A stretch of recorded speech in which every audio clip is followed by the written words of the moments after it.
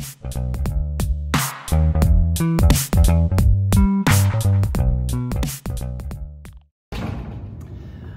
how's it going? I'm Jack Smith. This is Kevon Owen. I should let you introduce yourself. I'm Kevon Owen. Shouldn't have been so. Kevon Owen. I'm sorry for being controlling, buddy. That's okay. Speaking of, sometimes we do things that we don't like. Sometimes we feel emotions we might not like. Kevon, how would you help somebody get out of an emotional state that they're in that they actually don't want to be in? Well, I think a lot of that begins with awareness. Most of us don't go from 0 to cussing out the mailman.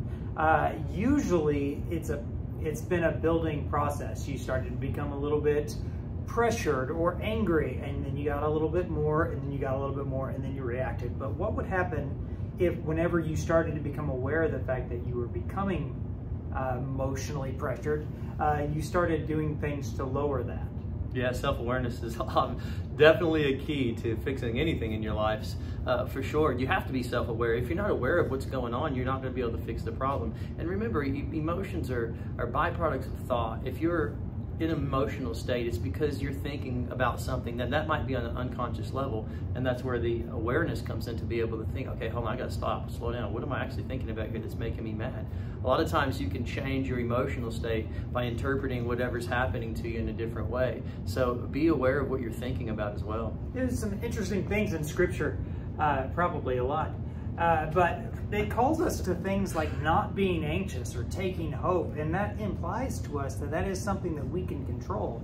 That implies to us that there's an area for your regulation to come into play where you can start choosing where you're going to focus your mind and your thoughts.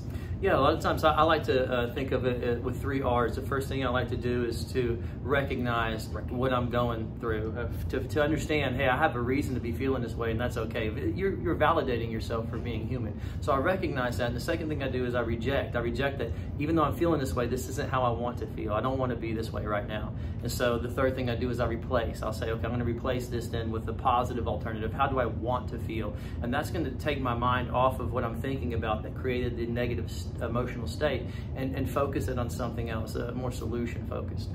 You may not know this, or you may not have been told that you're allowed to control where your emotions go. Maybe this video is the first time that someone's told you that, or maybe you look at it and say, you know, people have been telling me my whole life that I need to control how I'm reacting and how I'm responding.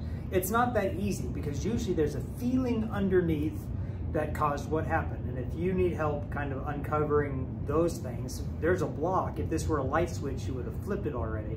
Well, Jack does counseling, and so do I. We'd love to help.